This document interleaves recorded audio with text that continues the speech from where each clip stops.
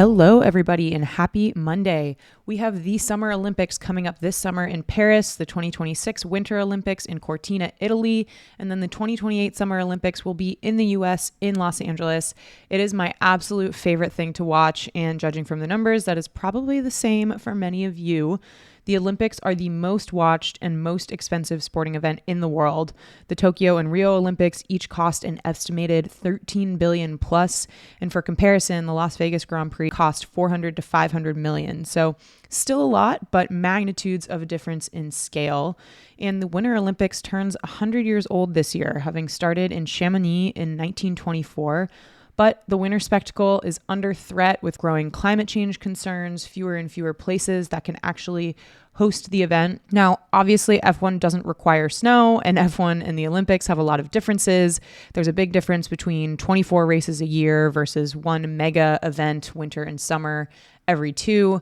10 teams and 20 athletes in F1 versus an estimated 10,000 athletes this summer from all over the world in Paris for the Olympics. But there are still a lot of similarities, bringing people and equipment from all over the world to host cities, trying to put on an entertaining and competitive sporting event with tons of fans, and trying to do that sustainably. So this season on For the World, we'll be diving more into what it actually takes to put on a race sustainably. But if you listen to our last episode with Juliette Pellet, Vice President of Sustainability for Formula E, you heard her say that they take a lot of inspiration from the Olympics. So thought we'd unpack that a bit today to see what everyone can potentially learn from the world's biggest sporting event. I'm Tiggy, and this is our March installment of For the World. So for some background, there's quite a big debate about how sustainable the Olympics really are. Those who are more skeptical say that it's really just paying lip service to sustainability while catering to the elite, perpetuating excessive consumption. They do more gimmicky things like the Tokyo cardboard beds, more for show. We'll get to those a little later. And then there's also debate about how good hosting an Olympics actually is for the host country or for the host city. It's not the Olympics, but one example, if people remember the Brazil World Cup in 2014, there was a ton of controversy around it. It was the most expensive World Cup in history. It cost 3 times the original estimate, much at the expense of taxpayers. A lot was said to be fraught with corruption. And by the time the event even kicked off, more than half of Brazilians who were polled were against the event. And there were a lot of protests. So it was not the best situation. Those who think that these kind of mega sporting events have an opportunity to impact for good, they think, there's opportunity to accelerate innovative solutions. They can exert political influence to move towards sustainable practices of hosting and living. Something like the Olympics can do a lot to lift local economies and businesses. And if done responsibly, there have been great success stories of these large-scale events and what they've done for cities. So we'll talk a little bit about those. But the unfortunate reality is that the most recent Olympics haven't actually been the most sustainable. I think if you look at it, and there have been studies on this, the Winter Olympics are typically more sustainable than summer, given a lower visitor footprint, smaller events, fewer athletes, fewer sports. Salt Lake City's Olympics 22 years ago in 2002, it was a Winter Olympics. This takes the top spot of most sustainable Olympics ever. Even the Tokyo Olympics, which had no spectators, was not the most sustainable of those Olympics. So we'll talk a little bit more about the details of those. But even if the Olympics haven't necessarily been getting more and more sustainable over time, there are definitely frameworks F1 can borrow and be inspired by from the Olympics. So before we get into what F1 can actually borrow from the Olympics, what makes an event sustainable? There are usually 3 broad categories that organizers should think about when it comes to putting on a responsible event. There's ecological, so if you think about the environment, there's economic, and there's social.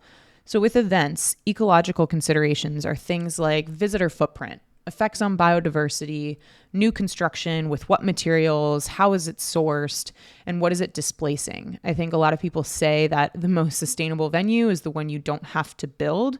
And what made the Salt Lake City Olympics so successful on the sustainability front was that it had the geological privilege of being a natural winter sports destination. And it had a lot of the infrastructure and resorts already built and ready to host. Only 6 new buildings were constructed, and all of those had sustainability top of mind. So definitely important to think about utilizing existing infrastructure. For the economic category, we think about long-term viability and the after use of venues, so not just kind of a one and done.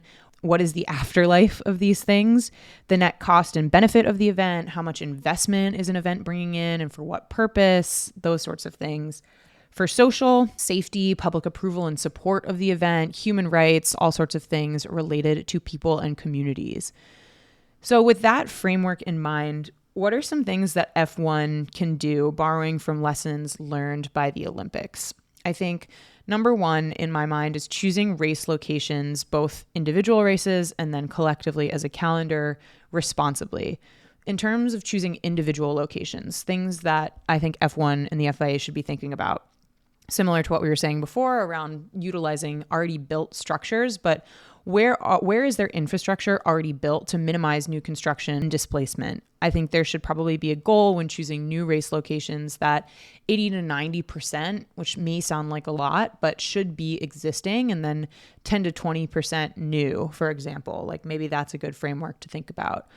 Another question is, where is easy for fans to get via greener mobility or mass transit? I always think back to when Seb Vettel drove himself to every European race except Silverstone and Budapest in his final season to cut down on flight impact. And I'm obviously not arguing for every race to be a trainable distance in Europe, but generally thinking about mass transport options, how fans are getting to races, because that's a big part of the impact and of carbon emissions. Is if you have fans kind of flying in from all over the world, there aren't a lot of mass transit options to get to where they're going. It just creates a much bigger footprint. Another question on choosing race locations is where could benefit from responsible economic boost and tourism.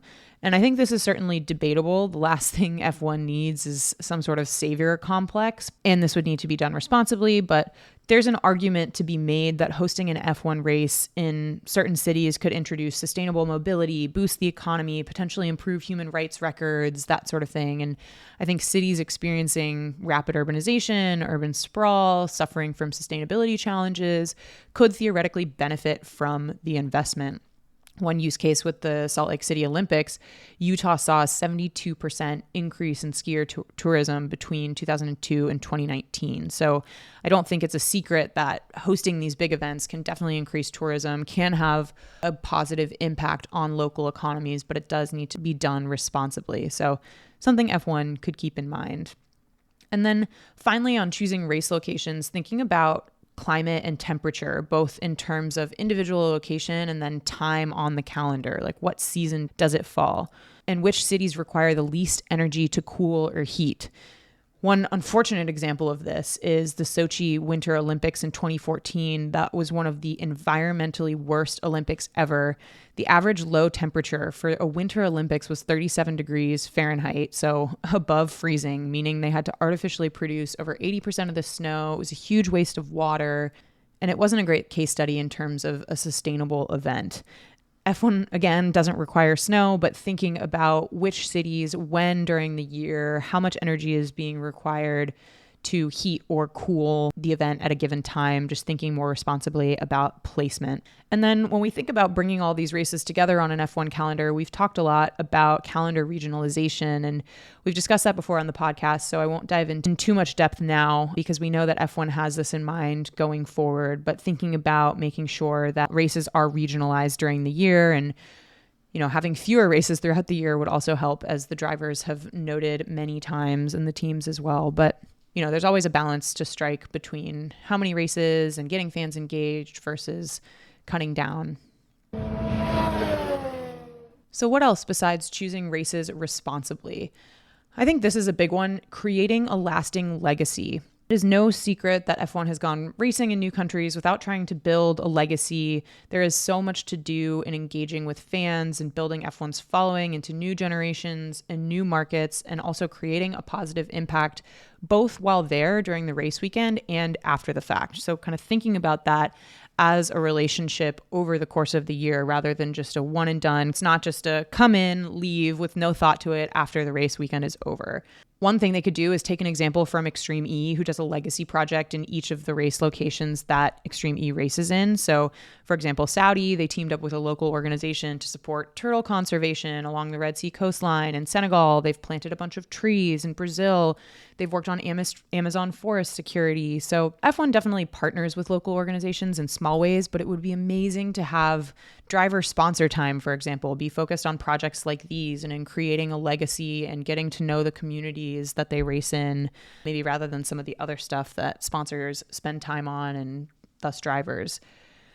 Another big part of this is the actual facilities and ensuring there's reuse throughout the year. So that's what we talked about a little bit with the Salt Lake City Olympics. But 20 plus years on, the new structures that were built for Salt Lake City, the Olympic Oval, the Olympic Park, the Nordic Center, those now offer youth sports programs. They serve as community centers. They're also training facilities for current Olympic athletes.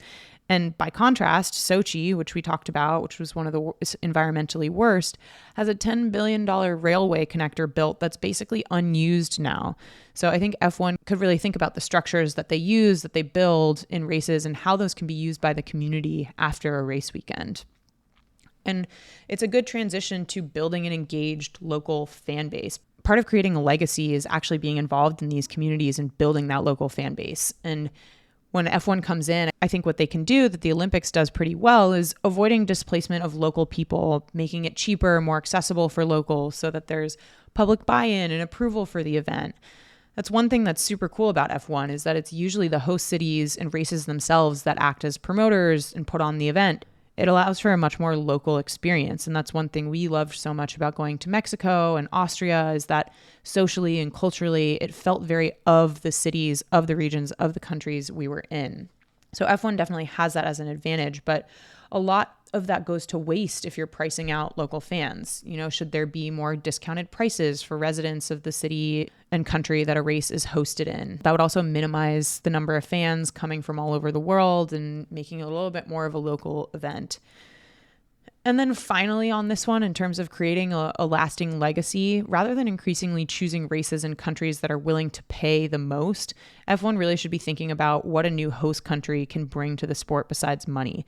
How can it engage and uplift local people and communities? And I think that's something the Olympics does really well in the bidding process. Is the bidding process is extremely detailed, and it's not just about money. It's about so much more than that. So I think F1 could borrow some lessons in choosing which countries and which cities are best poised to actually uplift local people and communities. I think there's an irony to the sort of net zero by 2030 goal if F1 also isn't trying to uplift and create a legacy in the communities it races in, because social is such a big part of sustainability.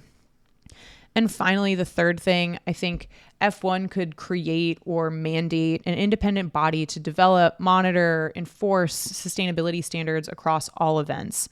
What the Olympics does is it is executed in every host city contract with the IOC, the International Olympics Committee, that the Olympics must be sustainable. There's a very detailed and technical carbon footprint methodology, and there's a lot of infrastructure around enforcing and measuring. There's a lot of infrastructure around enforcing and measuring. In 2018, the UN passed a resolution that declared sport as an enabler of sustainable development and signed a letter of an intent highlighting the contribution of the Olympics to the UN SDGs. And so there's this real global buy-in. And while the IOC is great in pushing sustainability, it definitely has areas to improve on in terms of standardizing how it actually measures the impact during and after the event. It can't mandate how all professional sports run themselves individually, which F1 definitely has as an advantage given it's, one sport.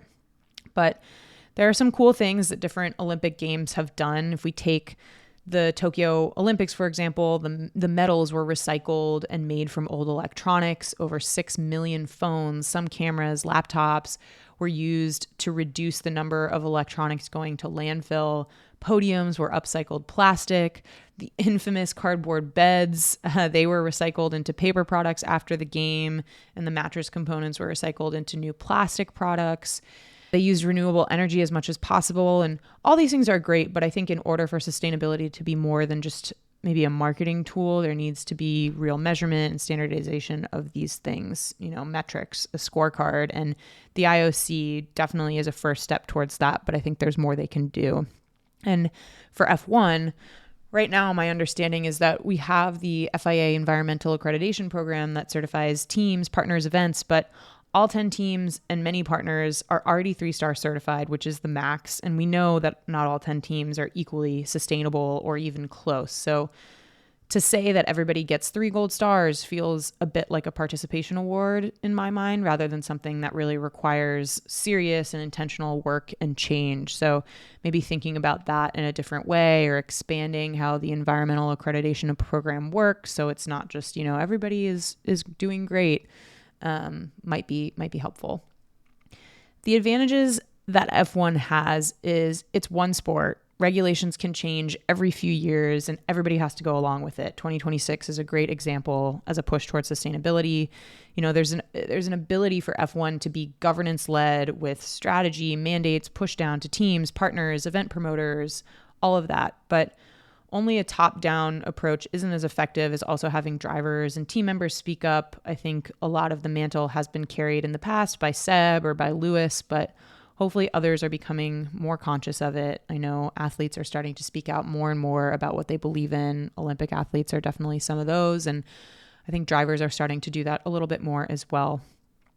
Anyway, all of this is just food for thought. Let us know what you think. Hopefully everybody's excited for the Olympics this summer. And thank you so much for joining this week. We will catch you for an Australian preview on Thursday.